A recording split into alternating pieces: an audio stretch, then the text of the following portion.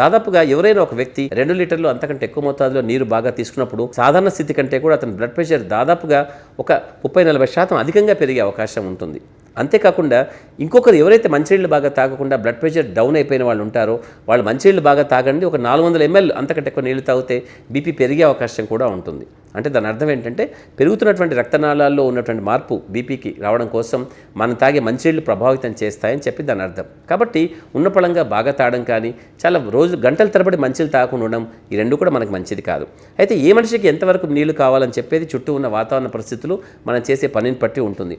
అధికంగా మాట్లాడుతూ కూర్చుంటే మనకి ఎక్కువ దాహం అవుతూ ఉంటుంది, ఎండలో కష్టపడితే ఎక్కువ దాహం అవుతుంది. ఏసీ గదిలో మిన్నకుండా మాట్లాడకుండా నిశ్శబ్దంగా కూర్చుంటే బహుశా మనకి తక్కువ నీళ్ళు అవసరం అవుతూ ఉంటాయి. శరీర ధర్మం ప్రకారం శరీరం ఎంత నీళ్లు తాగమని చెప్తే అంత తాగాలి, కానీ ఏదో లాభం చేస్తున్నానో ఎక్కువ నీళ్లు తాగడమో, ఏదో బాగా కిడ్నీలు చాలా శుభ్రమవుతాయని చెప్పి ఎక్కువ నీళ్లు తాగడమో, లేదా ఎక్కువ నీళ్లు తాగను నేను తక్కువ తాగుతాను నాకు అలవాటు ప్రకారం ఇలాగే అనుకుంటూ తక్కువ తాగడమో, ఇవన్నీ చాలా